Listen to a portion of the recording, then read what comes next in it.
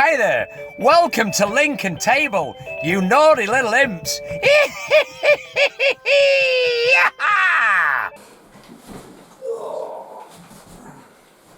It's dark outside and I'm wearing sunglasses.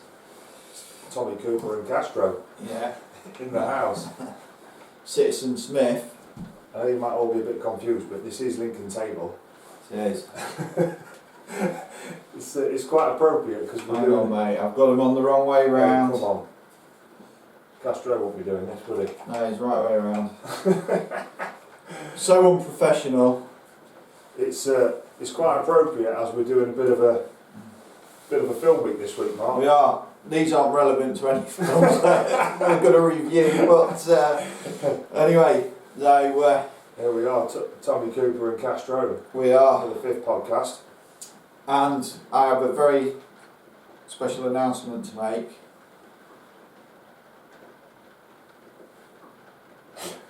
I'm going to get there.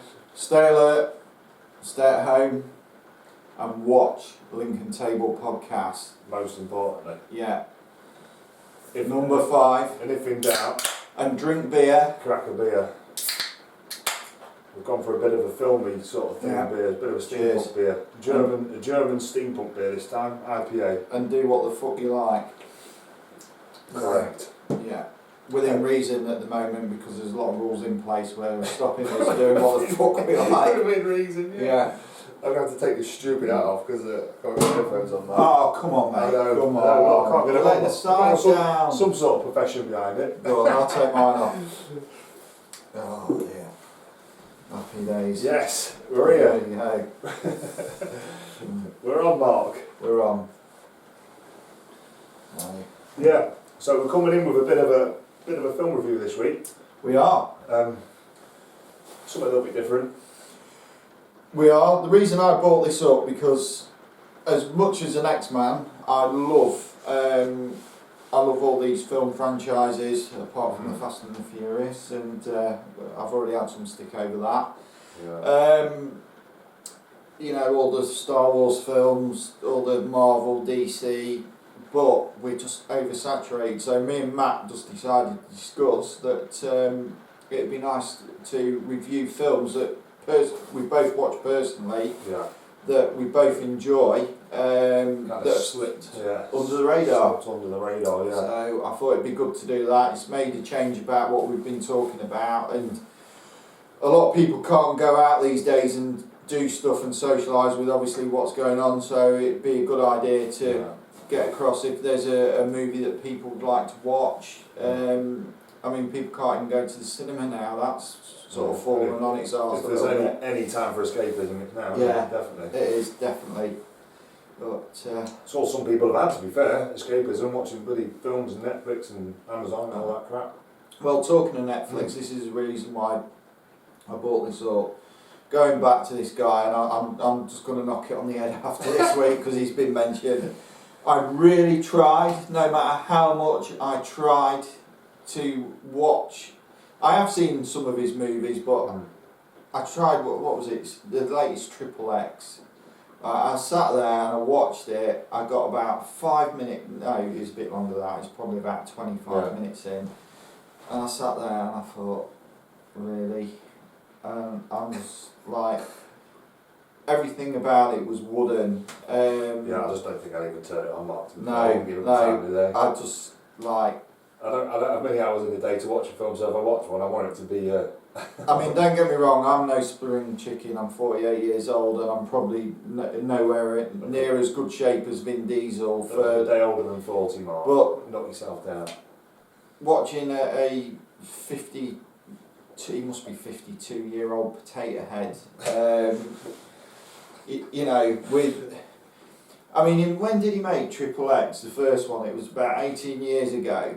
Right, in this one, obviously, he looks a lot older. They've got him tattooed up. I know he doesn't have tattoos, but they haven't faded in that film. They just look painted on. I was like, really have a bit of authenticity to it, you know. And the stunts were all dance-like. I mean, I love martial arts and things like that, but I was No. Well, there you go. Turned it off. That was it. That's it. That's Vin Diesel. I really tried. I tried, guys, and I'm Yeah. sorry. It just doesn't do it for me. You know, Vin. Stay tuned in though, guys. Vin Diesel fans. Yeah. We need you. Yeah, we do. But yeah, we've put together like a top 5, like Mark said, like you said. Mm-hmm. Ones we've watched ourselves and really rate, even though they haven't had the best rating themselves, or like you say, slipped under the radar. Maybe they had a good rating at the time, but not really well spoken about. You know, not massive box office hits, are they? No, But well worth a mention.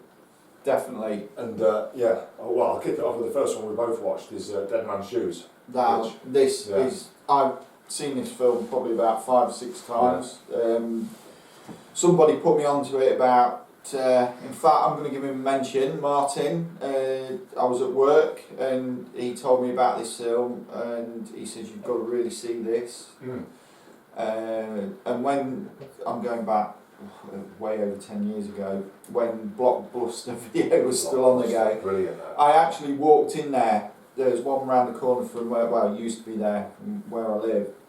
And I walked in just to get a film to watch that night, and boom, out the corner of my eye, it was for sale. Probably about £5, bargain bin type thing. Yeah. Anyway, picked it up, got it home, watched it. It just totally blew me away. Absolutely blew me away. Shane Meadows film. Shane Meadows, yeah. Film. And I'd never even heard of it. And it's one of them films that nobody really. It's been reviewed on YouTube quite a lot. But it's a film that slipped under the radar, and it is an amazing film. Yeah. And the acting is second to none. And there's it's quite an emotional film, I think. Like, I didn't think I'd be quite emotional, but Well, it's towards the end definitely gets. When- Because it's you can imagine it being personal to you. You'd feel, you know. yeah, You know. when you actually start watching it, and you like, I don't want to give too much away. And Yeah. if you don't want us to spoil it, just shut your ears for a just few. just close your ears. Yeah. It starts off with a guy that comes back from the army. He's been away for a long time, and it's based in Matlock. Yeah. The whole film was filmed in Matlock, and he goes back to his estate where he's from, and you see him walking around, and there's all these flashbacks of. Basically, it comes to avenge his younger brother, doesn't he, who's disabled, but with a plot twist at the end, like And his brother is with him, following him around all through this film, and you think, well, why is he wanting to get revenge? There's on basically scumbags. They're like drug dealers, the local drug dealers, proper scumbags. And using his brother, he's got some disability, hasn't he? Yeah, he has. He's mentally Autistic, disabled. Yeah, and anyway, they kind of bully his brother through these flashbacks, torture him. Just basically, he's somebody that they've just picked on somebody very vulnerable, and it was a joke that went too far. Yeah. And anyway, without giving too much away, he slowly intimidates these guys at the start of the film. Avenges his brother, doesn't he? And then he threatens them, said, right, I'm going to pick you off one by one, which he does, and the way he does it is pretty brutal, really, because you don't expect it from the start of the film, do you? But when you actually meet these drug dealers, I think it was the three main leaders, they look quite intimidating, but as soon as he individually pick them out, picks them out and intimidates them one by one, you can realise they were nothing, which is the reason why they were, bullying his little brother in the first place, which I think is quite relatable to a lot of people. It is quite relatable,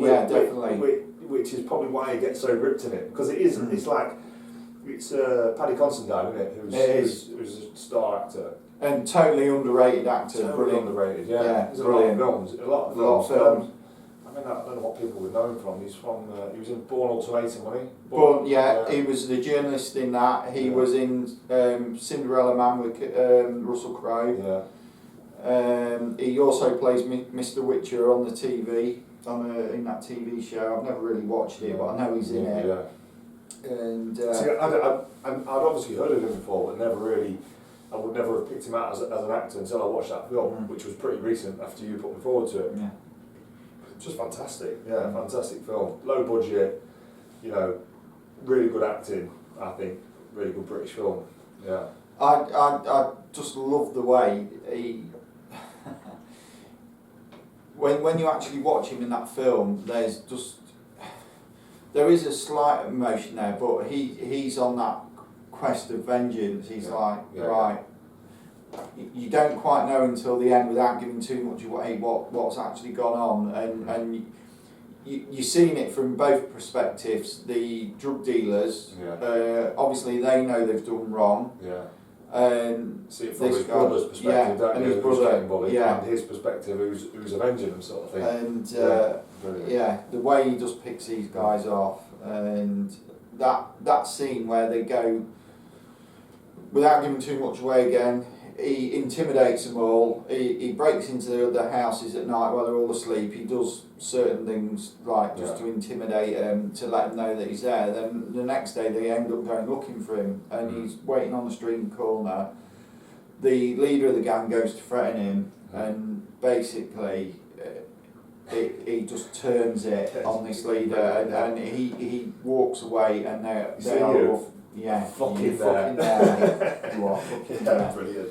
Yeah. So that's up there. Deadmans Shoes. Deadmans Shoes. That's in our top 5. It is. Under the carpet, slipped under the radar films. Definitely. You mentioned Peanut Butter Falcon, which I don't know a lot about. I've seen a few reviews, but I don't know it. I'll leave that one to you. Saw a trailer for it last year, and I know it's a Tyler Nielsen film anyway. Yeah, it is. If you know Tyler Nielsen as a director.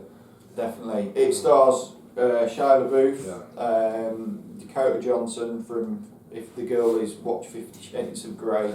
I tried watching that and I was just like, really? You got too aroused and had to turn it off.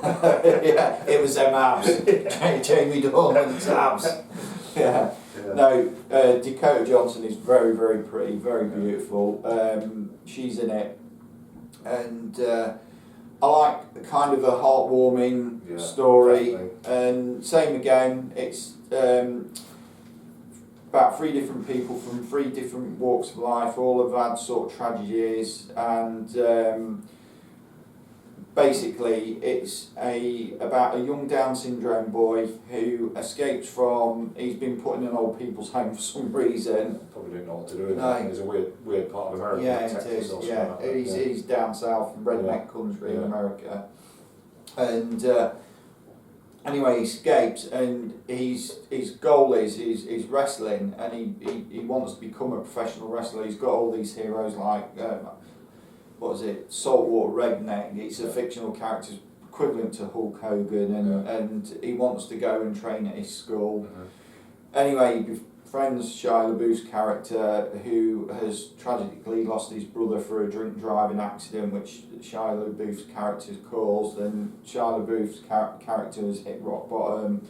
He's a fisherman that's not doing very well, and he's stealing other people's catches, so he gets in trouble with the local fishermen who threaten him. Anyway, they have an altercation, he escapes, but this young lad who's got Down syndrome, actually, his character's name Zach, actually ends up hiding on his boat, and then they go on a little adventure together, and they get into a few scrapes on the way, but they bond, become close, and Dakota Johnson is actually this Zach's carer, and she has to go and find him, and she's recently lost her husband in this film. And they meet up and they go on the quest to find this saltwater redneck school, and it is just, I'm not giving too much. You have to watch it on Netflix. It is a great movie. Emotional film sort of thing. And I think Shia LaBeouf, he's pretty underrated as well. I know he's in some quite big things, but I quite like him as an actor. I like him as an actor, and I think he's had a lot of stick lately. He's sort of gone off the rails a bit, but wacky, isn't he? you know, you often find these actors that do that, and that's we all go off the rails. It's all about redeeming yourself, and it's what you do to get there. And I do think he's an underrated actor. Definitely. So that's Peanut Butter Falcon, which is on my watch list, and I'm going to be watching that pretty soon. So that's in our top 5. It is top 5. Another Paddy Considine film. I love this film. A Room for Romeo Brass. And it was filmed locally in Lincolnshire. Which, if anybody's from Lincolnshire listening, hopefully there are, then it's definitely a watch, because you'll pick on the accents and the you know, the council estates and that pretty quick. It's Yeah. I think it's one of those films. If you're American or from a different country and you want to watch, You want to understand. yeah, if you want to watch like a little bit of England, Mm. I think it's a good film to watch. It's real English, like life, real life. Yeah. Talking about that, I went on holiday years ago. I can't remember where it was. We were on a cruise ship, and we got talking to some Americans, and they watch Coronation. They do get Coronation Street over there, Yeah. but it's about a month behind our episodes. Yeah.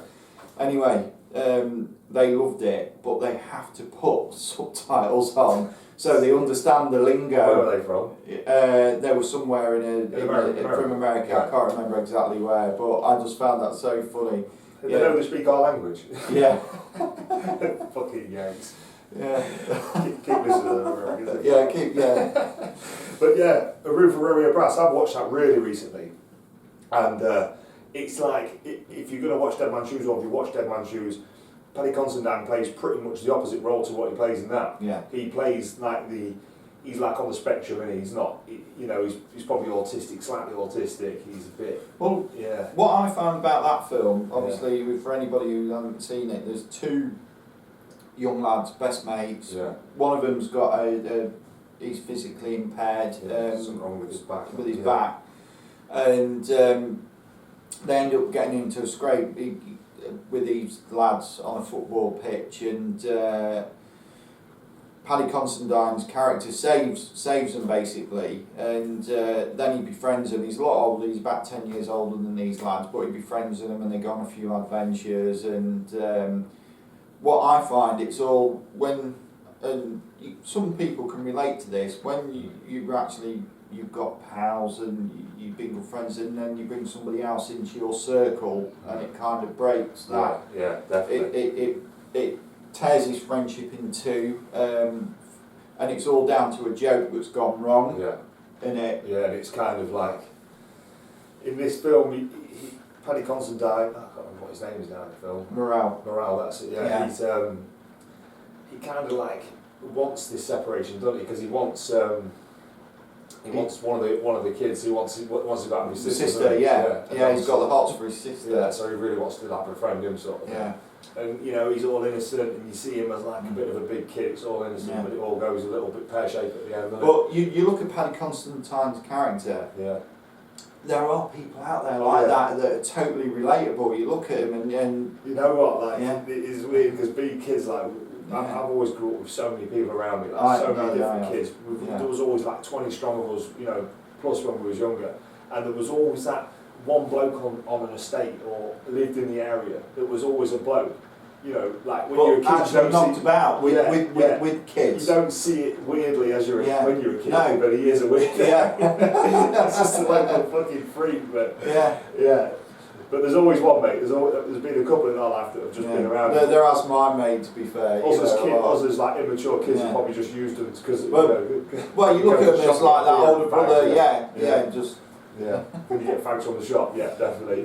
While you're in there. But yeah, it's and plus, if you like good film soundtracks, like it's got an absolute. Oh, the specials, mate. The Message to You, Rudy, and the specials. brilliant. Ian Brown, Stone Roses, Steps making an appearance in the Crying, I'll listen to Steps. Oh god. Cracking. I'm surprised you remember them, Matt. Isn't that before your time? I don't know. I'd say it was like the noughties, or bigger than noughties, weren't they? Steps. Yeah, late noughties. No, 90s, late 90s. Yeah, late 90s, early 2000s. Yeah. I was well up there. But yeah, like another brilliant one. Yeah, another brilliant film. Another British film, which is just, if you haven't seen it, watch it. Watch it, definitely. You won't be. Definitely. I put a little one in there. Secret Window, which I don't. It's probably like. I've not seen it, so you're gonna have to enlighten me about it. Might be a bit controversial for under the radar. I'm sure people have seen it, but I know not a lot. You know, it didn't do very well in the box office. No. It's Johnny Depp. Yeah, it's based on a Stephen King novel. Story film, whatever it came from, but yeah, Johnny Depp, and basically, he's a writer, an author. You know, he's struggling. I think he's having a bit of a writer's block, and it's, you know, a typical thriller. You're on the edge of the seat because something's happening all the way through. There's always a plot twist. There's a twist at the end, but you know, bit of a spoiler. He's insane, but doesn't know it. You know, and it's just one of those films that you need to watch for the twist at the end, you know, the plot twist. It keeps you watching all the way through. That reminds me of that Leonardo DiCaprio film, that Shutter Island. Yeah, it's very, very similar. Like a similar concept, yeah. Now, I watched that. Actually, we're off on a tangent, but sod it, let's get off it. I watched that Shutter Island when it first come out, and I watched that, I thought, what the fuck is going on there?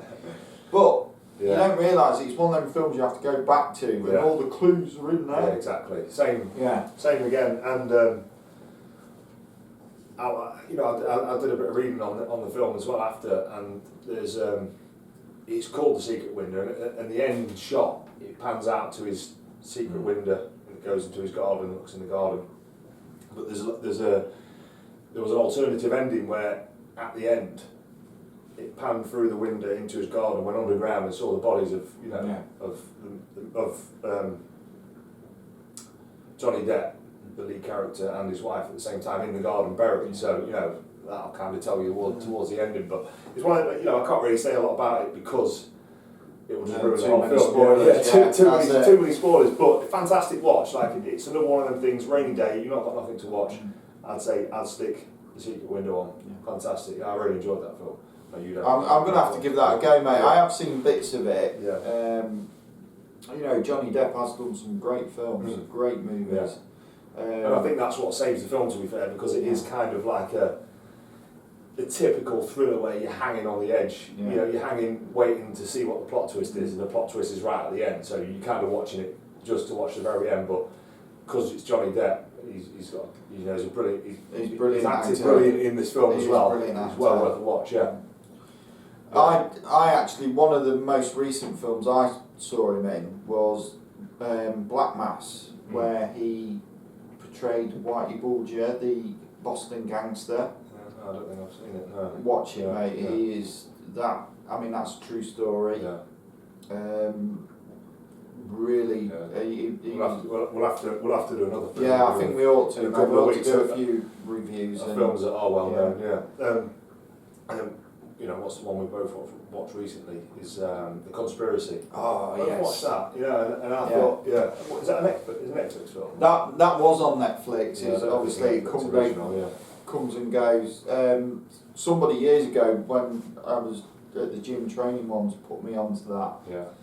And obviously he was like-minded like me. I mean, I like my conspiracies, so do you. Oh yeah. And it's one of them. It's one of them video camera footage, you know, like the Blair Witch Project. Another one that's got no real known actors, but really good acting, because it's very convincing that it is just like a bit of a documentary. It's really convincing, isn't it? Basically, it's two like documentary makers, filmmakers, who want to go undercover to expose an elite group, like, say for instance, Illuminati. Yeah, no, I think they actually started wanting to make a documentary about conspiracy theories, didn't they? That's what it was. Yeah. That's what it was. And obviously that twisted into the fact that... But they end up trying to infiltrate this group and go to one of their secret meetings. Yeah. And they meet a load of people, get it arranged, they get it. I'm not going to give away the ending, but it is. What I find interesting about that is if you're into conspiracies, which I am, you know, even just to humour them sometimes, some of them are a bit far-fetched for me, personally. But, what, like David Icke's lizard people? Yeah, you know, I can listen to a lot of stuff from David Icke with a lot of backing that he does. Yeah, and I think, you know, the guy, but there's a few, he's like Alex Jones, there's a few things he can say, but then he goes on his rants. But I'm pretty sure I've heard David Icke say it. I've definitely heard Alex Jones say because talking about Bohemian Grove. And Bohemian Grove is... I've never heard of that, enlighten me. Yeah, it's a camp, a summer camp. I think they do it every July in California. and it's all like really prominent people of America, of government politics, rich people, famous people, who go to this Bohemian Grove. They stay there for 2 weeks, and Is that the one where they worship the owl? they worship the owl. Yeah. So they reckon what's the owl's name? Is it?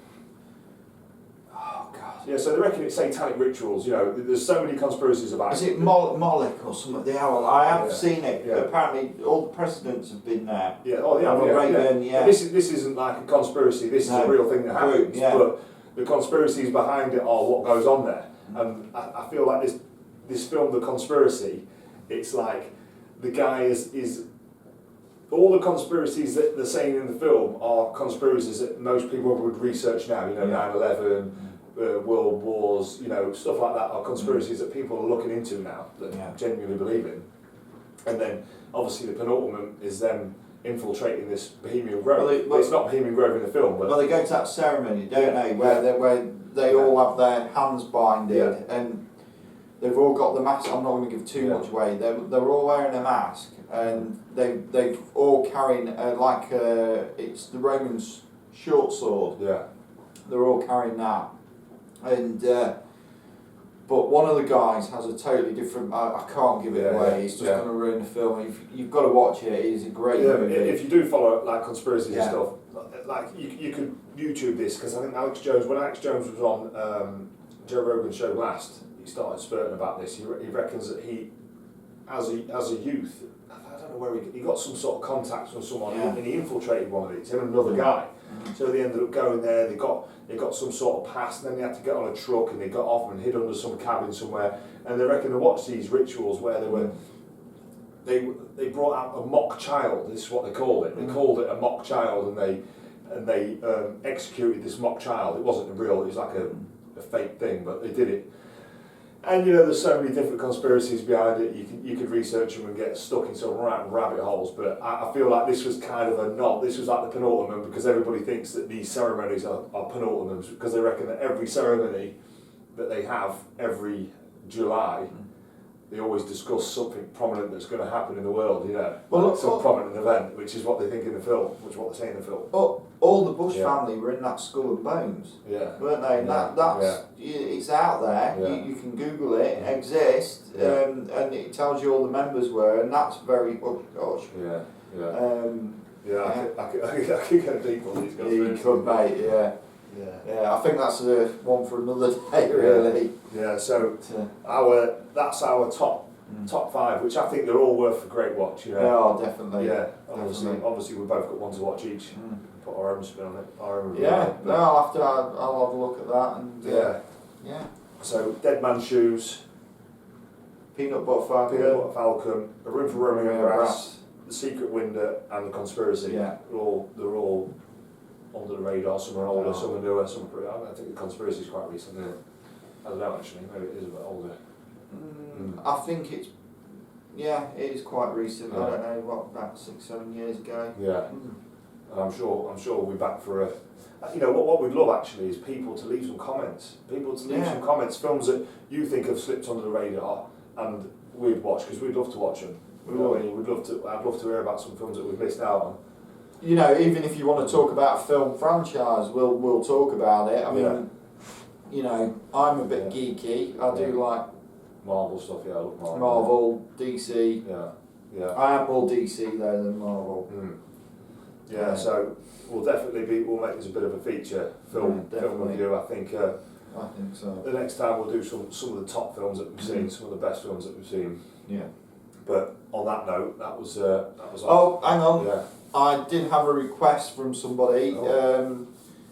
You know this little elf.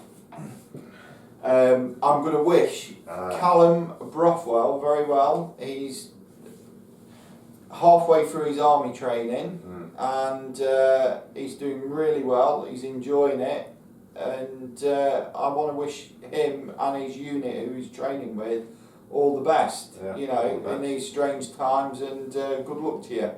In these strange times, people are still protecting the country and still looking after us, I guess. Yes, they are, mate. There's a lot of people still looking after us. Hopefully he gets aimed as well at it. Yeah.